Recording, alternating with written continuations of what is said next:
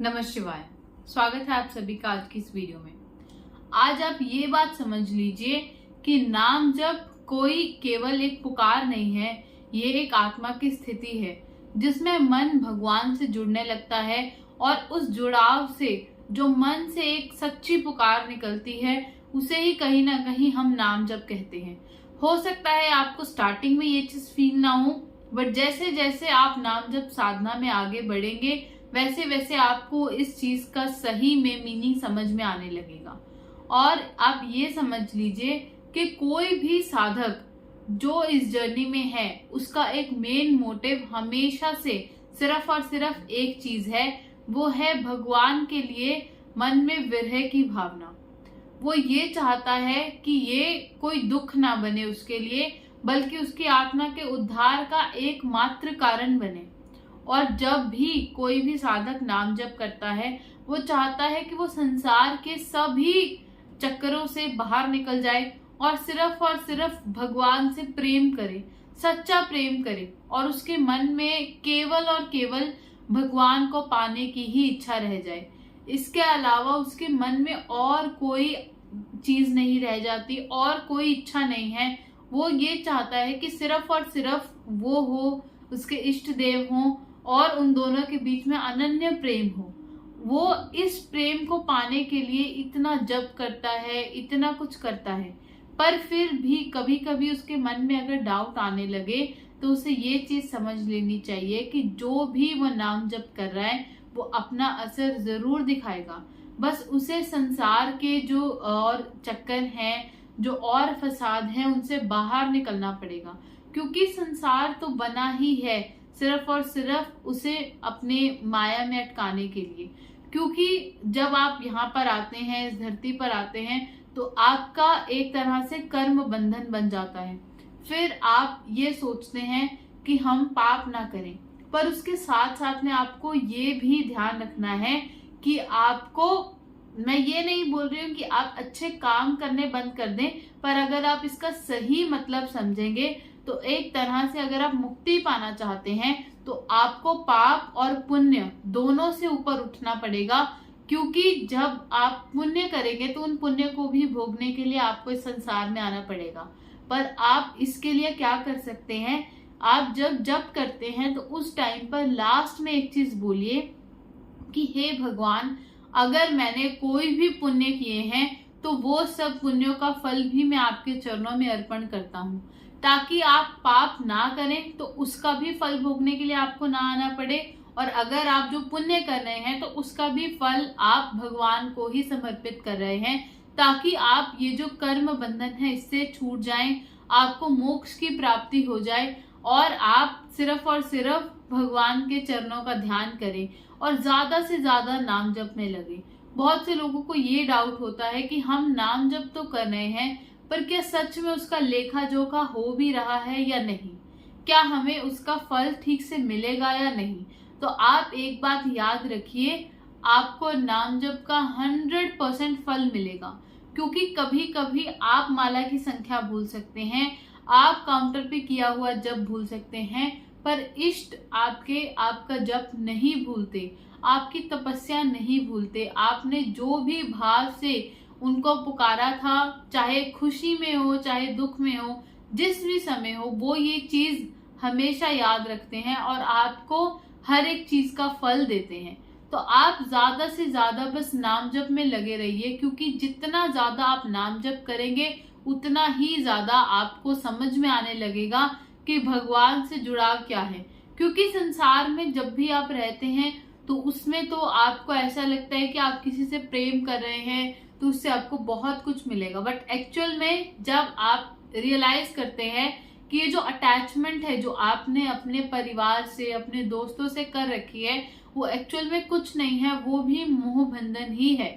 और ये जो मोह बंधन में आप फंसे हुए हैं, इससे बाहर निकलना ही आपके जीवन का एकमात्र मोटिव होना चाहिए।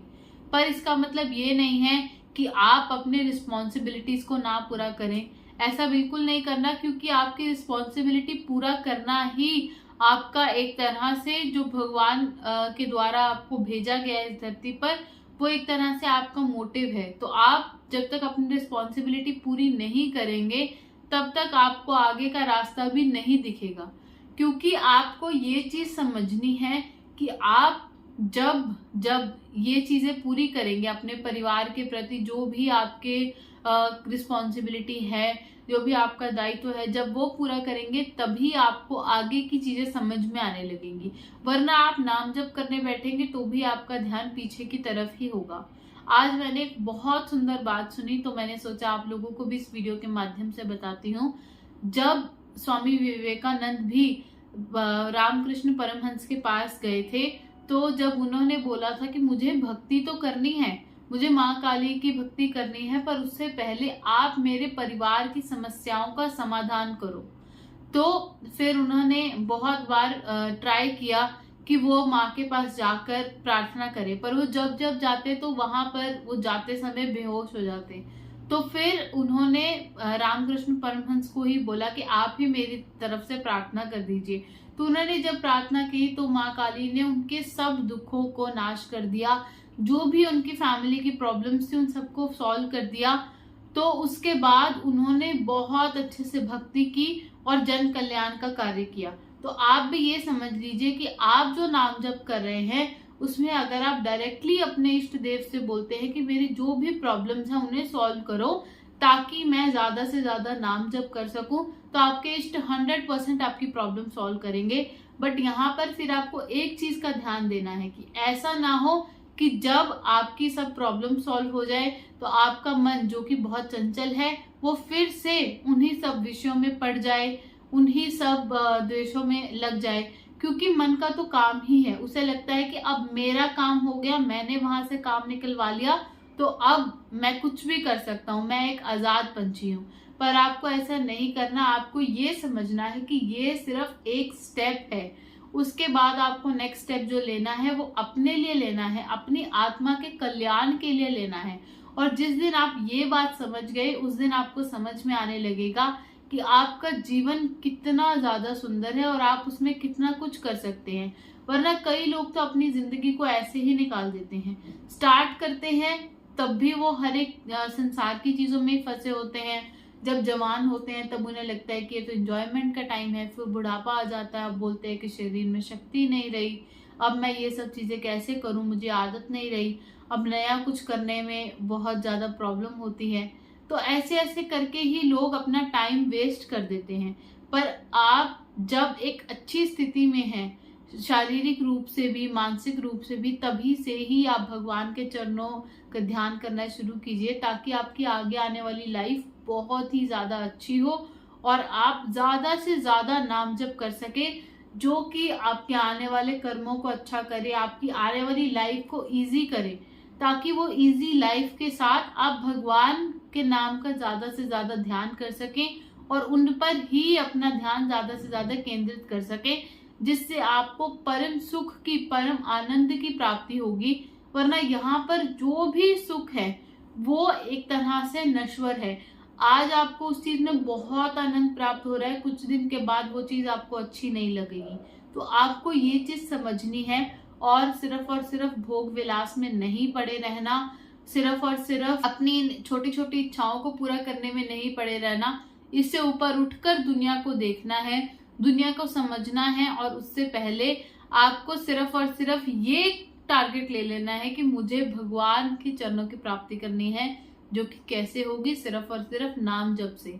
नाम जप कहने के लिए तो बहुत इजी है, पर जब आप करने लगते हैं तब आपको कितना टफ लगेगा ये जो एक्चुअल में नाम जप कर रहा है उसे ही पता है। क्योंकि लोग बहुत सोचते हैं, बहुत कुछ टारगेट लेते हैं, हम तो 50 लाख नाम जप कर देंगे, 1 करोड़ नाम जप कर देंगे, पर एक्चुअल में एक दिन में ही 5000 बार वो जप नहीं कर पाते। एक दिन में ही 50 माला करने उनके लिए कितना मुश्किल हो जाता है। तो आप ये समझिए कि बस आपको एक चीज मांगनी है कि हे भगवान, मैं जो भी जप कर रहा हूँ उसका मुझे जो भी फल आपको देना है वो भी आपको ही समर्पित है, और फिर उसके बाद आपको जो भी मेरे लिए अच्छा लगे आप वो कीजिए। जिस दिन आपने अपनी प्रेयर्स में ये चेंजेस करने शुरू कर दिए कि भगवान आपकी मर्जी है, आप मेरे लिए जो सही समझे वो मेरे लिए करें, फिर देखना आपकी लाइफ कितनी ज्यादा चेंज होती है। और आपको आपकी लाइफ में बहुत कुछ मिलेगा, जो आपने सोचा भी नहीं होगा उससे भी ज्यादा मिलेगा। तो ऐसे ही नाम जप करते चले जाइए। और एक चीज का ध्यान आपको रखना है कि आप जब साधना कर रहे हैं तो उस टाइम पर आपको शायद बीच बीच में ये फील हो सकता है कि अब तो आपका मन 100% ट्रांसफॉर्म हो गया है और सिर्फ भगवान में ही लीन होना चाहता है। पर फिर थोड़े थोड़े टाइम के बाद, शायद कुछ दिन के बाद, आपको फील होने लगेगा कि नहीं, अभी भी आपका मन उन सब चक्करों में ही भटक रहा है जो संसार के सब आपने शुरू से देखे थे, सुने थे। तो उन सब चीजों से आपको अगर निकलना है तो आप अपने मन से ये जो क्रोध है, लोभ है, वासना है, इन सबको निकालिए। एक दिन में नहीं होगा, पर जैसे जैसे आप एफर्ट्स करते जाएंगे वैसे वैसे ये सब चेंजेस आपको देखने मिलेंगे और फिर आपकी लाइफ धीरे धीरे ट्रांसफॉर्म होने लगेगी और आपको हर एक जप का फल मिलकर ही रहेगा। और फिर आप देखना कि आप कैसे कैसे क्या क्या अनुभव करेंगे, जिससे आपकी लाइफ बहुत ही ज्यादा ब्यूटीफुल हो जाएगी। तो बस ज्यादा से ज्यादा नाम जप कीजिए। हर हर महादेव। जय हिंद, जय भारत।